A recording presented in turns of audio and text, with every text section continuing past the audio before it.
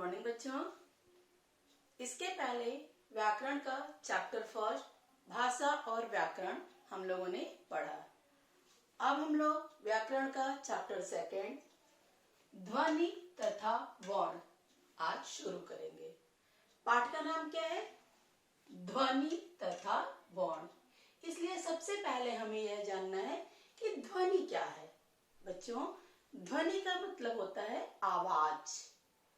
मतलब हमारे मुंह से जो आवाज निकलती है वही ध्वनि है।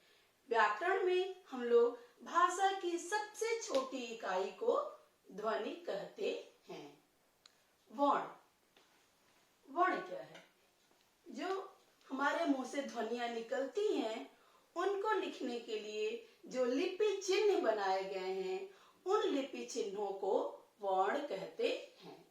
अब ध्वनि, जैसे हमने बोला क, तो ये जो हमारे मुंह से आवाज आया क, यह है ध्वनि। और जब हमने इस क को ऐसे एक सर्कल बनाया, एक लाइन बनाया, ऐसे एक हाफ सर्कल जैसा बनाया, ऊपर एक लाइन खींचा, तो अब ये क्या हो गया? वर्ण।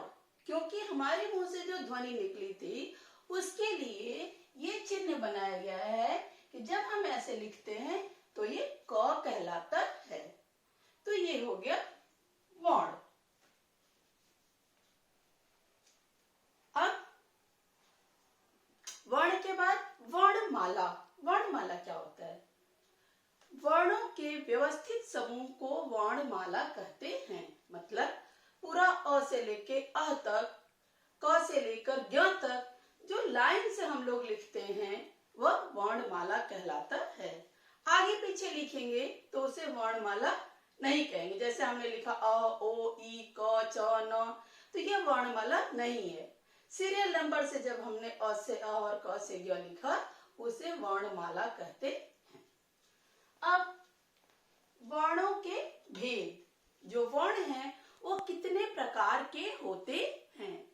वर्णों के दो भेद होते हैं। पहला स्वर और दूसरा व्यंजन। पहला स्वर। स्वर किसे कहते हैं? यह स्वर वर्ण कौन से वर्ण होते हैं? तो बच्चों, स्वर वर्ण वे वर्ण होते हैं जिनके उच्चारण में हमें किसी अन्य वर्णों की सहायता नहीं लेनी पड़ती। जैसे हमने बोला अ, तो ये सीधा अ से सिर्फ बनता है। आ तो आ से बनता है। इसके उच्चारण में हमें किसी दूसरे वर्ण की मदद नहीं लेनी पड़ती। उसे स्वर वर्ण कहते हैं। अब हम लोग पढ़ेंगे स्वर के भेद।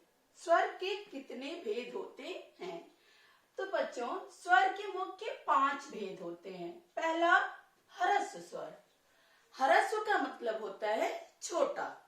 मतलब जिन स्वर वर्णों के उच्चारण में बहुत कम समय लगता है उसे ह्रस्व स्वर कहते हैं। जैसे अ, छोटी, छोटा उ, री। आप बोल के देखिए, अ, छोटी, छोटा उ, री। अ, इ, उ, री। बहुत कम समय लगा। अब दीर्घ स्वर। दीर्घ स्वर वे स्वर होते हैं जिनके उच्चारण में ह्रस्व स्वरों से समय अधिक लगता है। ये कौन कौन से होते हैं? आ, बड़ी, बड़ऊ, ए, ओ, औ। ये 7 होते हैं। इनके उच्चारण में ह्रस्व स्वरों से समय अधिक लगता है। तीसरा स्वर होता है प्लुत स्वर। प्लुत स्वर को 3 मात्रा वाला स्वर भी कहा जाता है। क्यों कहा जाता है? क्योंकि इसके उच्चारण में, प्लुत स्वर के उच्चारण में ह्रस्व स्वर और दीर्घ स्वर दोनों से अधिक समय लगता है। जैसे ओम, हे राम, यह प्लुत स्वर है।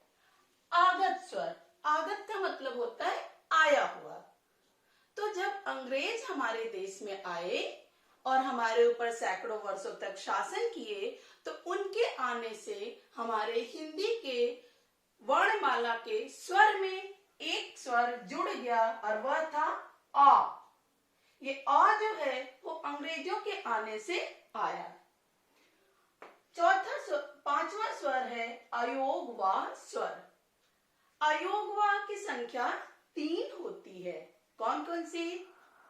अनुनासिक, अनुस्वार और विसर्ग। इसे अयोगवाह इसलिए कहा जाता है क्योंकि योग का मतलब होता है जुड़ना। मतलब यह न तो पूरी तरह स्वर में जुड़े और न ही पूरी तरह व्यंजन में जुड़े। इनका प्रयोग हम लोग स्वरों में भी करते हैं और व्यंजनों में भी करते हैं, इसलिए इसे अयोगवाह कहा जाता है। तो इस तरह से कुल स्वर कितने हो गए? 4 ह्रस्व स्वर, 7 दीर्घ स्वर, 1 प्लुत स्वर, 1 आगत स्वर और 3 अयोगवाह स्वर। कुल मिलाकर के 16 स्वर हुए। यह तो हुआ स्वरों के भेद। लेकिन बच्चों, आप कुछ नई किताबों को जब देखेंगे तो उसमें स्वरों के भेद आपको कुछ अलग तरह से भी देखने को मिलता है। वह अलग तरह से जो स्वर के भेद देखने को मिलता है वह कुछ इस प्रकार से होता है। स्वर के भेद नंबर 2, मतलब जो नई बुक्स में आपको देखने को मिलता है। इसमें जो स्वर के भेद में पहला नंबर है वह है परंपरागत स्वर। परंपरागत स्वर क्या है? वे स्वर जो संस्कृत से हमारे हिंदी भाषा में आए उसे परंपरागत स्वर कहा जाता है। परंपरागत स्वर 2 तरह के होते हैं। पहला ह्रस्व स्वर, दूसरा दीर्घ स्वर। ह्रस्व स्वर मैंने पहले ही बताया कि जिन स्वरों के उच्चारण में समय कम लगता है उसे ह्रस्व स्वर कहते हैं। इनकी संख्या 4 होती है और छोटी, छोटऊ, री। दीर्घ स्वर जिन स्वरों के उच्चारण में ह्रस्व स्वर से समय अधिक लगता है उसे दीर्घ स्वर कहते हैं। इनकी संख्या 7 होती है। आ, बड़ी, बड़ऊ, ए, ओ, औ। दूसरा स्वर में है नव विकसित स्वर। ये 3 हैं। कौन कौन से? विसर्ग, अनुस्वार और अनुनासिक। तीसरा स्वर है आगत स्वर। आगत वही जो अंग्रेजों के आने से हमारे हिंदी स्वर में आ गए, जो कि है आ। आगत स्वर क्या है? आ। अब बेटा कई बार हम लोग उच्चारण में आ और आ एक जैसा बोल देते हैं, लेकिन हमें ऐसा बिल्कुल भी नहीं करना चाहिए, क्योंकि आ को यदि हम लोग आ बोल देंगे तो सब कुछ गड़बड़ हो जाएगा। जैसे आपको डॉल लेना है तो आप दुकान पे जाके बोलेंगे एक डाल दे दीजिए, तो क्या दुकान से आप पेड़ की डाल मांग रहे हैं दुकान वाले से? नहीं, आप एक डॉल मांग रहे हैं। तो आपको क्या बोलना होगा? डॉल। आ के साथ बोलना होगा। सिर्फ आ बोलेंगे तो पेड़ की डाल हो जाएगी। तो इसलिए आ और आ के उच्चारण में बहुत ज्यादा सावधानी रखने की जरूरत होती है। नए तरह से कुल स्वर कितने होते हैं? 4 ह्रस्व, 7 दीर्घ, 3 नव विकसित और 1 आगत, मतलब 15। जो प्लुत स्वर है पहले के विभाजन में, ये नए विभाजन में प्लुत स्वर को स्वरों में शामिल नहीं किया गया है, इसलिए इसकी संख्या 16 है और इसकी संख्या 15 है। अब बच्चों, अनुस्वार और अनुनासिक ये दोनों नासिक के ध्वनियां हैं। नासिक के ध्वनियां का मतलब जिनका उच्चारण नाक से किया जाता है, मतलब बोलते समय नाक का प्रयोग होता है। लेकिन इसमें कुछ अंतर है। वो अंतर क्या है? अनुस्वार। अनुस्वार का प्रयोग, अनुस्वार का मतलब होता है बिंदी, जो अंक के ऊपर बिंदी लगता है वही बिंदी।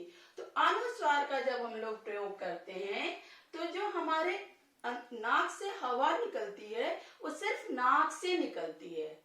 और अनुनासिक, अनुनासिक में जब हवा निकलती है तो मुंह और नाक दोनों से निकलती है। जैसे जब हम लोग बोलते हैं गांव तो हवा हमारे मुंह और नाक दोनों से निकलती है, लेकिन जब हम लोग बोलते हैं मंदिर तो हवा सिर्फ हमारे नाक से निकलती है। बच्चों, आज की वीडियो में इतना ही। अगले वीडियो में हम लोग व्यंजन के बारे में पढ़ेंगे। धन्यवाद।